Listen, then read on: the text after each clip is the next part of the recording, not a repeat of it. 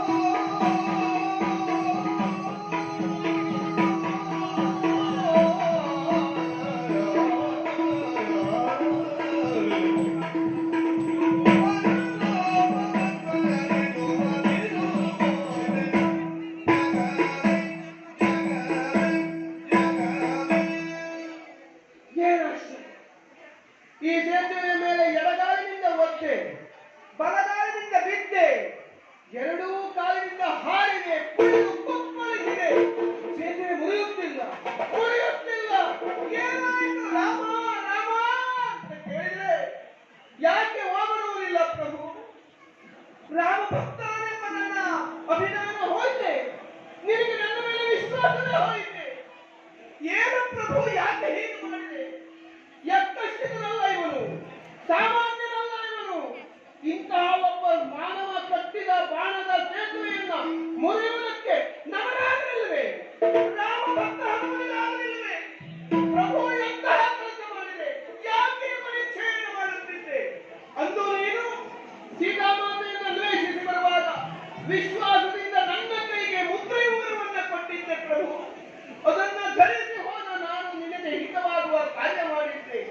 ಅಭಿಧಾನನಿಗೆ ಹನುಮಂತನಿಗಾಡಿದ ಮಾತು ತಪ್ಪದು ಎಂದು ಎಷ್ಟೋ ಬಾರಿ ಅಲ್ಲಿ ಹುಡುಕುತ್ತಿರುವಾಗ ಅವಳನ್ನ ಕಾಣದಿದ್ದಾಗ ನಿನ್ನನ್ನೇ ಧ್ಯಾನಿಸಿದ್ದೆ, ಗೋಗಲಿದ್ದೆ, ಅತ್ತಿದ್ದೆ.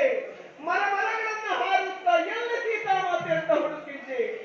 ಒಂದು ವೇಳೆ ಸೀತಾಮಾತೆ ಕಾಣದಿದ್ದರೆ ನಿನ್ನ ಮುಖದರ್ಶನ ಸಾಧ್ಯವಿಲ್ಲ ಅಂತ ಕೂಗಿದ್ದೆ. ಯಾಕೆ ಹೀಗೆ ಮಾಡಿದೆ? ಲಕ್ಷ್ಮಣ ದೇವರು ಅಸುರಿಗಿದ್ದಾರೆ ಅಂತ ಬಡಿಸಿದಾಗ ಅವರನ್ನ ಬದುಕಿರುವುದಕ್ಕೆ ಸುಷೇಣ ಹೇಳಿದ ಮಾತು, ಸಂಜೀವಿನಿ ಪರ್ವತದಂತ ತಂದರೆ ಅಲ್ಲಿರುವಂತಹ ಸಸ್ಯಗಳು ಗಿಡಮೂಲಿಕೆಗಳಿಂದ ನಿನ್ನ ತಮ್ಮ ಬದುಕಬಹುದು ಎಂದು. ಮರುಕ್ಷಣದಲ್ಲಿ ಸಂಜೀವಿನಿಯನ್ನು ತರುವುದಕ್ಕಾಗಿ ಹಾರಿ ಹೋದೆ. ಯಾವ ಸಸ್ಯಗಳು ಯಾವ ಗಿಡಮೂಲಿಕೆಗಳು ಗೊತ್ತಾಗದೇ ಇದ್ದಾಗ ಸಮಸ್ತ ಪರ್ವತವನ್ನೇ ಹೊತ್ತು ತಂದು ಲಂಕೆಯಲ್ಲಿರಿಸಿದ್ದೆ. ಪ್ರಭು, ಇಂತಹ ಕೆಲಸವೆಲ್ಲವೂ ಪ್ರಯೋಜನವಿಲ್ಲದೆ ಹೋಯಿತೆ. ರಾಮ ಭಕ್ತ ಹನುಮಂತನಿಂದ ಒಬ್ಬ ಮಾನವ ಪಿಳ್ಳೆ ಕಟ್ಟಿದಂತಹ ಸೇತುವೆ ಮುರಿಯುವುದಕ್ಕಾಗಲಿಲ್ಲ ಅಂತಾದ್ರೆ ಇದಕ್ಕಿಂತ ಅವಮಾನ ಇನ್ನೇನಂತು ಬೇಡ. ಯಾಕೆ ಮನಸ್ಸು ಮಾಡಿದೆ?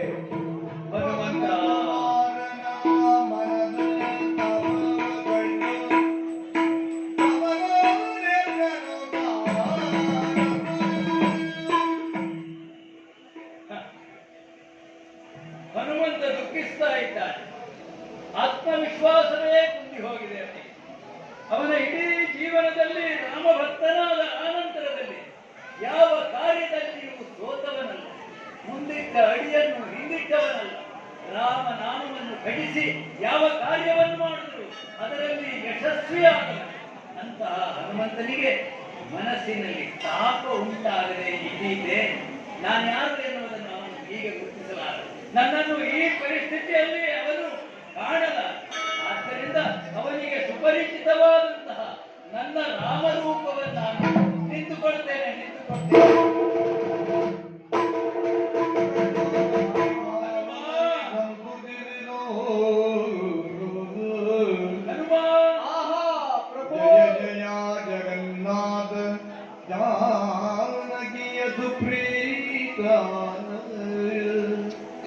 जय जय जगन्नाथ जानकी सुप्रीत जय रघुकुलाध्यक्ष राक्षस कुल विभक्ष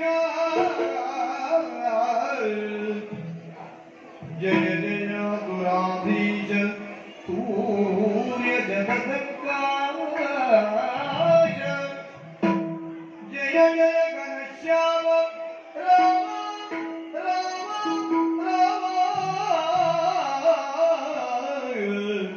जय जया दीन कुल उद्धार जय विवर्जित ताप विक्रतमा गणजाप जय जयादिदावाद चिन्मय चिदाकाश जय जय राम राम राम राम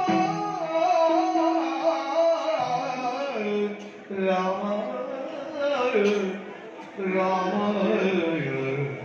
राम